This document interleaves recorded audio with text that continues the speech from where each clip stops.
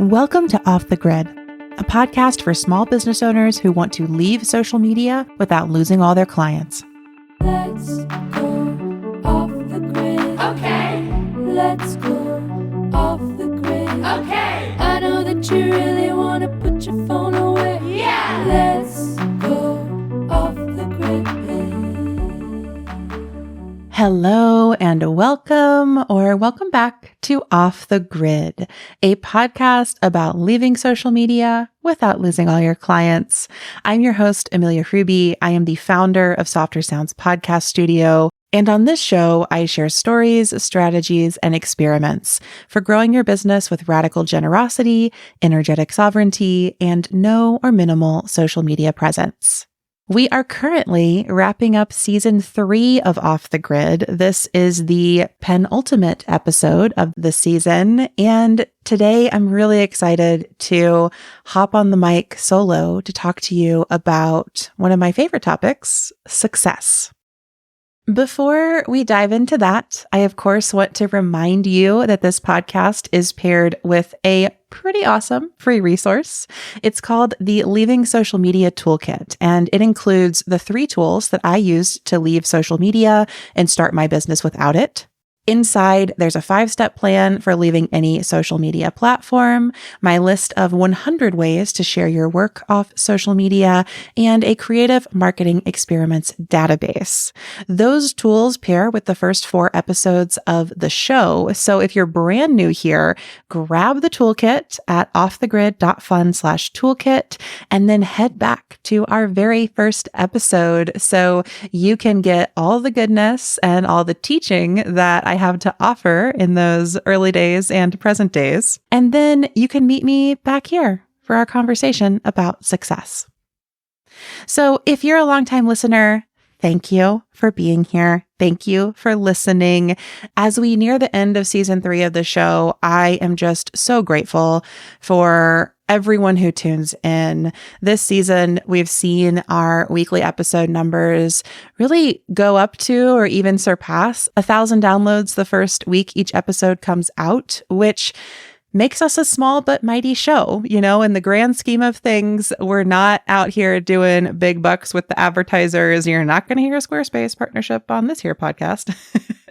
But I share that because it does feel like meaningful to me.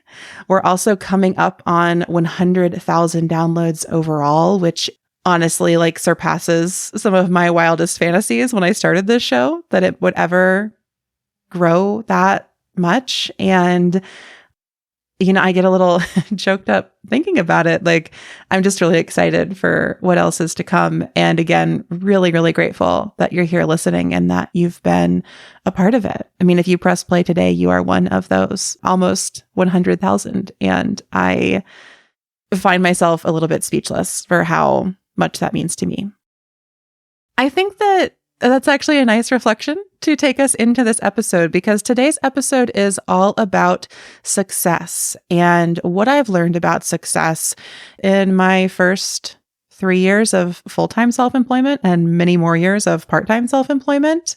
And this episode is also really, a weaving of all of the conversations that I've had this season. We've had so many amazing guests on, and I think that if I hadn't had those conversations with them, I wouldn't have been thinking about these themes. So I will shout out some of those guests throughout today's episode, but I also really invite you to go back through the season.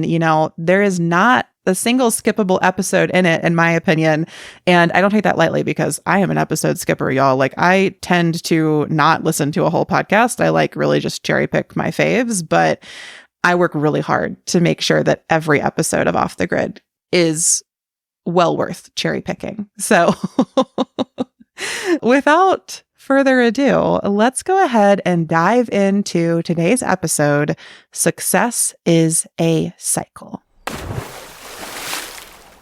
Okay, my friends, as we head in to this conversation about success, I want to invite you to take a brief pause and check in with yourself about how the word success makes you feel. When you saw the title of this episode, when you pressed play, when you're hearing me say success, success, success over and over again right now? What does that bring up for you? Does it bring up excitement, stress, fear?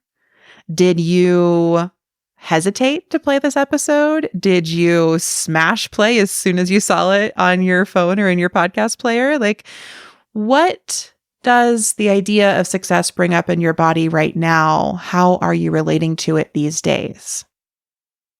I want to open us there because I do think that success can be a very personal thing and a very activating topic.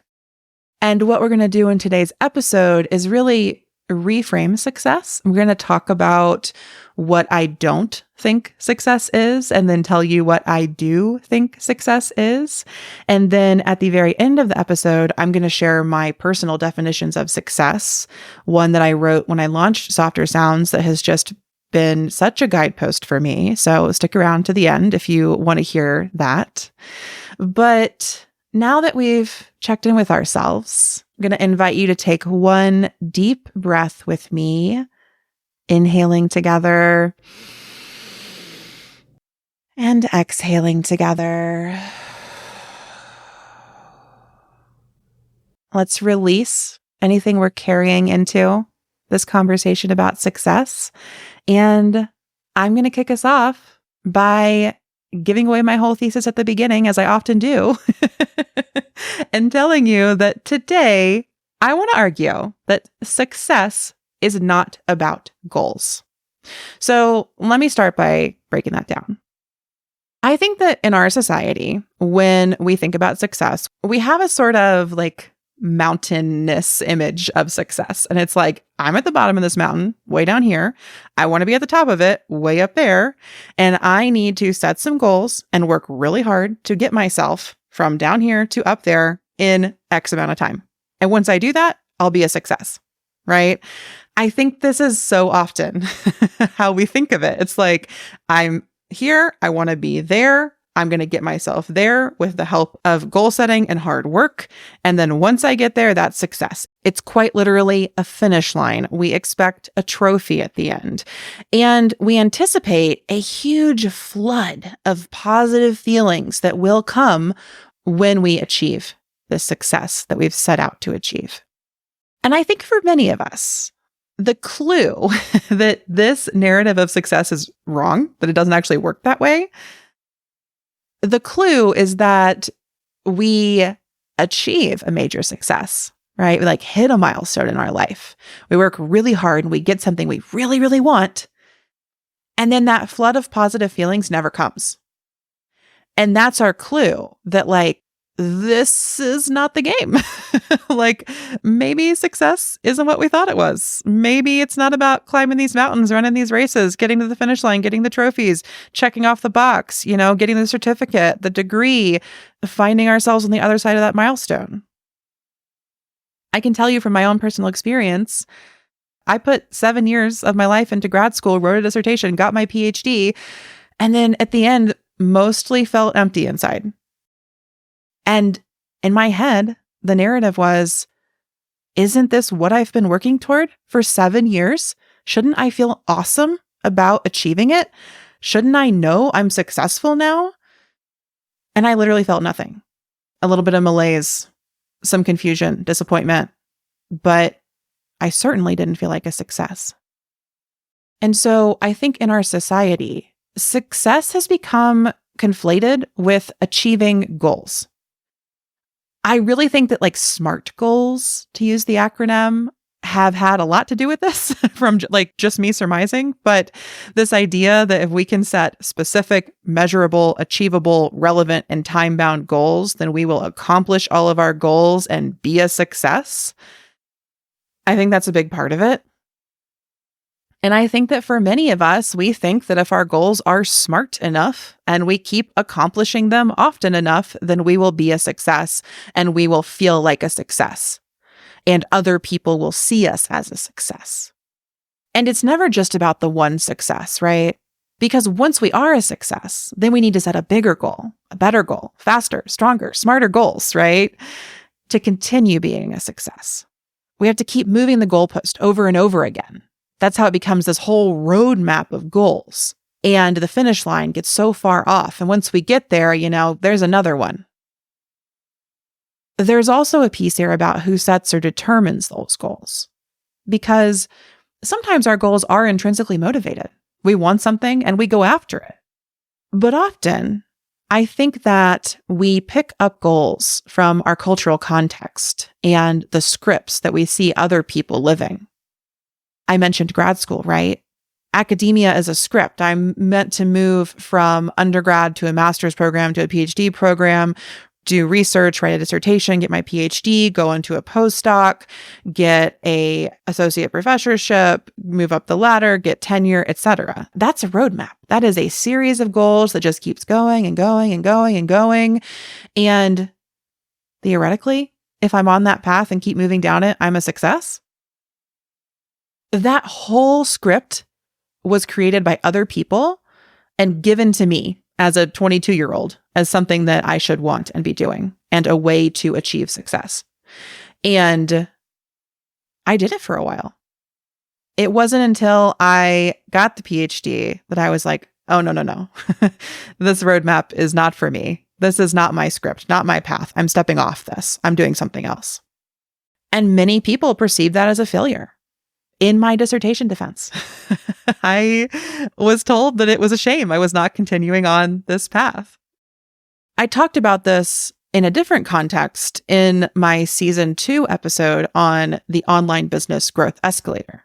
There I shared how I realized that I was on the path or the script of online business success. I had launched my business, I got my first clients, I grew my list, I hit my first 5-figure month, I kept growing, I hired my first contractor, et cetera, et cetera. I was like on this path, this script of online business success. And eventually I paused and looked around and I was like, this doesn't feel good. I'm not enjoying myself. I'm pushing too hard. I'm going too fast. And that's because I was operating on the script of what it meant to be successful in online business. So I kept going that direction until I kind of woke up to what I was doing and realized that I wanted off that escalator with that metaphor that I was using. And when I stepped off that escalator, I realized that I needed to redefine success for myself. Because when I had left the grad school script, I pretty quickly jumped to the self-employment script or the online business script. And I was just on a different path, right? It's like moving from one highway to another. I was on I-80 and then I was on I-90. Or if we go back to the idea of success as like climbing a mountain, I just went to a different mountain. But I was still following these paths that other people had determined. I was still on these roadmaps. I was just hitting the milestones. I was defining success by achieving those goals that were predetermined and laid out for me. And so at this juncture in my life and in my business, I've come to realize that success is not about goals, at least not for me. And that doesn't mean I don't set goals. I actually do. I set goals every quarter and every year in my business. But achieving those goals isn't what brings me success. I have detached the goals and the scripts and the paths from what success means to me. So if success is not about achieving a goal, what is it?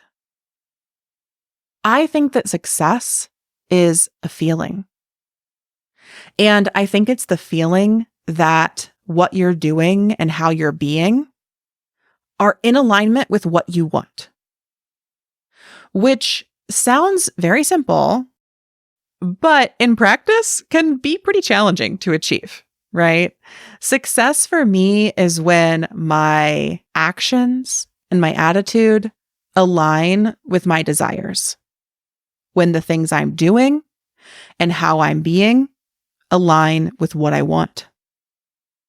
And in all honesty, my whole life is about trying to find and maintain that alignment. And sometimes I've got it, and other times I do not. And that's because if success is a feeling, then like all feelings, it's impermanent, it's fleeting. Success is not one and done. It's not something we have forever. Just like joy or grief or lust or sadness, we don't get to have feelings forever. And that's the power of them. That's the pleasure of feelings. It's in how they change and they flow, and in how they change us in the process. So again, I don't think success is about achieving a goal. It's not a finish line. It's not a trophy. It's a feeling. It's a feeling of alignment. I think even a feeling of satisfaction. Success for me is about being satisfied with where I am in my life in the present moment, knowing that that's always going to change. And that change piece is part of why I titled this episode, Success is a Cycle. Because success is something that we find and we feel, and then it changes and we have to, or we get to find it and feel it again. And this is very much in opposition to what our culture, specifically our white supremacist, capitalist, patriarchal culture, tells us about success, right? We have this narrative I started with, like, I'm down here, success is up there. I need to set my goals, go up, up, up in a linear way.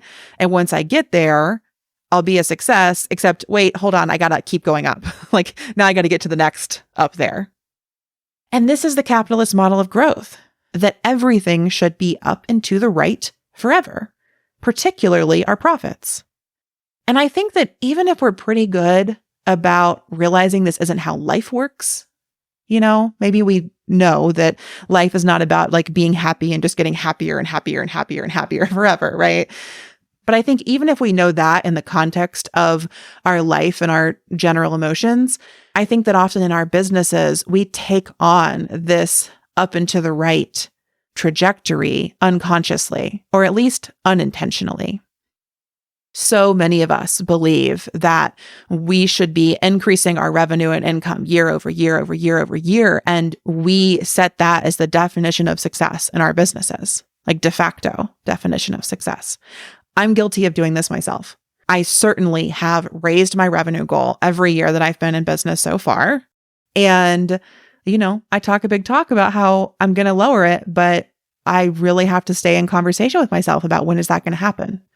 It's so easy to just stay on the expectation of an upward trajectory, to demand that of ourselves and our businesses. And that's why it can feel so bad when our business doesn't grow or plateaus or makes less money than the previous year. I talked to Jen Carrington about that this season, right? We talked about income fluctuations and how money can go up and down and how we don't have to make that mean something about our business or our success. It is so normal for there to be fluctuations in revenue and income in your business. But it's also so devastating because it can feel like or be interpreted as a failure. So if success is a cycle, that means that failure is a cycle too. And I think that success and failure are part of the same cycle. We're circling, we're cycling, we're looping between and among them. And rather than dreading or avoiding or hating that, I think that we can embrace it. I can't promise you much on this podcast, but I can, I think, promise you that there will be times that your business is doing awesome, and there will be times that it is doing less awesome, and probably some times where it's doing outright bad. And I think it's possible to find the feeling of success during all of those times. Because again, I don't think success is a goal.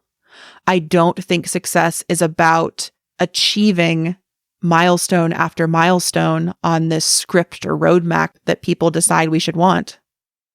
I think success is about finding that alignment between what we're doing, how we're being, and what we want. And that's why for me, defining success has always started with figuring out what I want. I feel like in almost every conversation I've had this season, this has come up. I'd say specifically in my conversation about how much is enough with Nicole Antoinette and about embracing shifts in your business with Yara Magdalena. we talked about getting in touch with what you really want, starting from that place. And that requires shedding so many of these cultural scripts. And it requires doing a lot of healing work in my experience. I had to do a lot of inner child healing work and some particularly inner teen healing work to figure any of this out, to even start to get close to knowing what I want. But once we know what we want, then we can do the work of aligning our actions and attitudes with that. And that, I think, is the path to success in online business or in anything. So if this episode was going to come with some sort of how-to, which it really doesn't, sorry.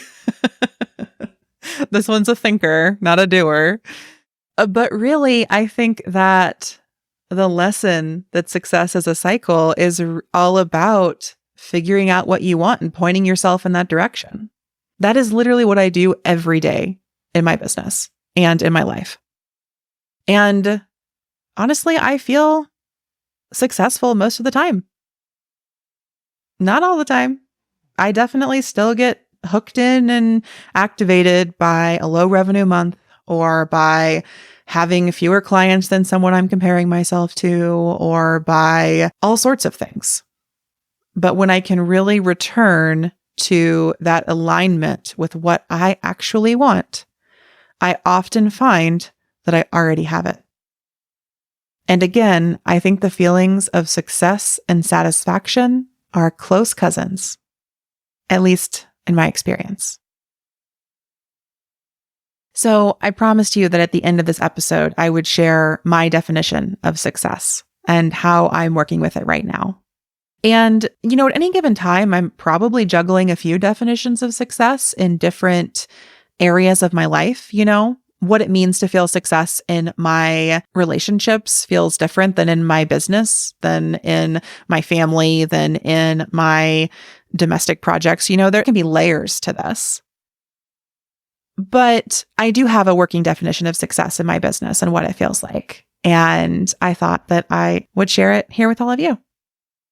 So my definition of success is a list of 7 things that I want at any given time and that I want to be bringing into my life through my work at Softer Sounds and on this podcast.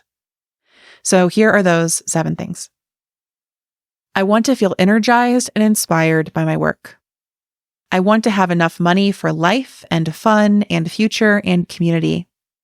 I want ease and pleasure in my day-to-day. I want cool collaborations and partnerships.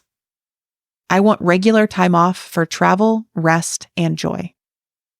I want to take care of my body. And I want to feel abundant and generous. That's it. It's a lot, but it's it. And I wrote that definition of success 3 years ago now.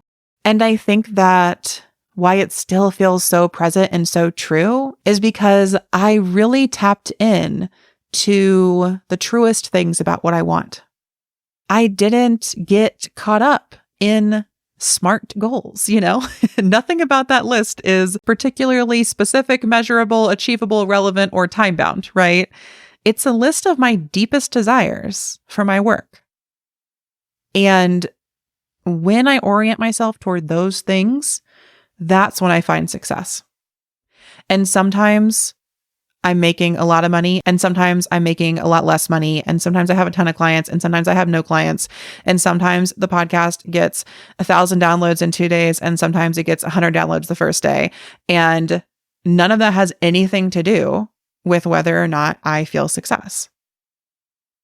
It may cause me to go into a spiral of sorts, but that's something I can work on, right? That's where I get to use all of my regulation techniques and I get to return again and again and again to my actions and my alignment with my desires. So I guess if I was going to give you a takeaway for this episode, a to-do, a task, so it can be a doer and a thinker, I'd invite you to work on your list of what you want and to make that your definition of success. And I'd invite you to really try to get underneath the desires. Notice what desires present themselves. Like, I want to make 6 figures next year. And then ask why. And keep asking why until you feel like you've gotten to something that's really true. So, to use that example of 6 figures again, that probably was on one of my early lists of the Softer Sounds definition of success. But when I really got underneath of it, what I actually wanted was more like some of these other things that ended up on the list. Why did I want 6 figures? Because I want enough money for life and fun and future and community. I want enough money for ease and pleasure in my day-to-day. Because money is also just a proxy, right? We don't typically want money just to like have dollars and cents. We want money for all the things that it will bring us. So for your definition of success, I invite you to write that list of what you want and get closer to those things. And as you write your list of what you want, I invite you to keep asking yourself why, and then to trust yourself when you find what's true. As I wrote my definition of success, I would work on a draft and then I'd pause and I'd let it digest for a bit. And then I would read it out loud and I'd record myself reading it out loud and I'd listen back and I'd ask myself, does this sound true? When I hear it in my own voice, does it sound true? And I could tell when it didn't. There was something about embodying it in my voice that helped me get to those kernels of truth, that helped me really connect with what I want and why I want it. And I think that as much as everything changes and success is fleeting, I think that's why this definition of success still rings so true for me, even more than 3 years after I wrote it. And I don't really anticipate rewriting it anytime soon. Like I can't imagine what I would change or improve about it right now. So success is not about goals. It is a feeling and it is a cycle, which means that success and failure will arrive in turn, and we can choose or allow ourselves to flow between them without making that mean so many things about who we are and what our business is. Instead, we can find the feeling of alignment between our actions, our attitude, and our desires, and steep ourselves in that satisfaction. As one final note for this episode, I just want to say that I know that so many small business folks have been perhaps on the failure side of the success cycle recently. We've seen so many beautiful businesses close, so many creators stop making their work, at least publicly or in a paid capacity, for a period of time. We've seen so many people really going through the hardship of A, all the painful things happening in our world right now, and B, the pretty dramatic shifts happening in online business. And this episode is not here to say, oh, it's just about your mindset and change your mindset and you'll be successful. You'll get everything you want. I don't live by a manifestation doctrine. It's not really my thing. I'm way too much of a Capricorn rising for that. What this episode is intended to do is help really center us in our deepest desires and shake off all of those scripts and prescriptions for what we should want so that we can get in touch with what we actually want and start working toward those things. And that doesn't mean we immediately get them. That doesn't mean we immediately have everything we want. But I think that there can be a lot of pleasure and you can find the feeling of success in the process of moving toward those things that we want. So again, success is not about achieving a goal. It's not about having a thing. It's about being in this process of knowing and moving toward what we want.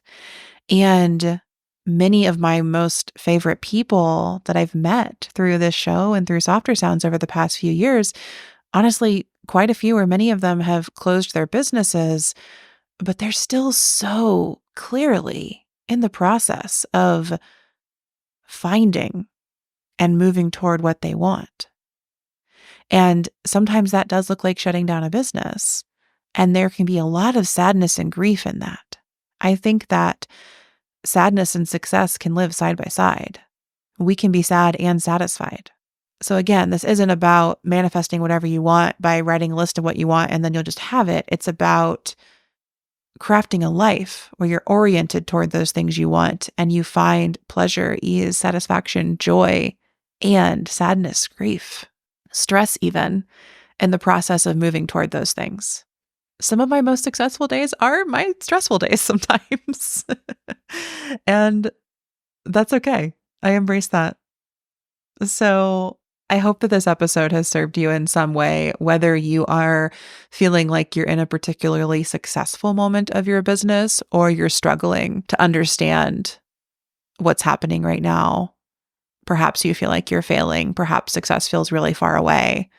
I just invite you to remember that it's all part of the same cycle.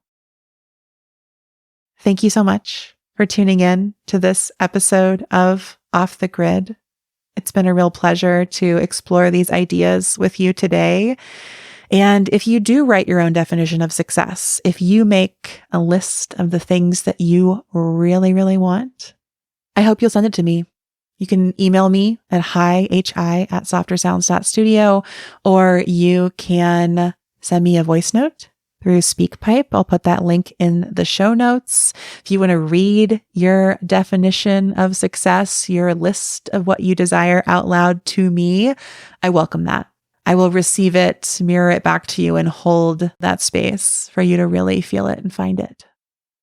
Next week, I will officially open the Off the Grid Clubhouse that I have been sneak peeking, previewing for you for the past few weeks.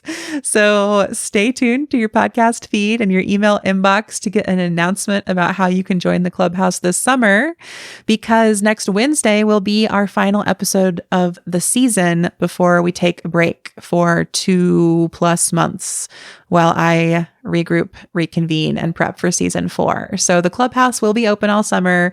Stay tuned to learn how to join it next week. Stick around for the final episode of season 3. It's going to be a good one. And until next time, I will see you off the grid and on the interweb.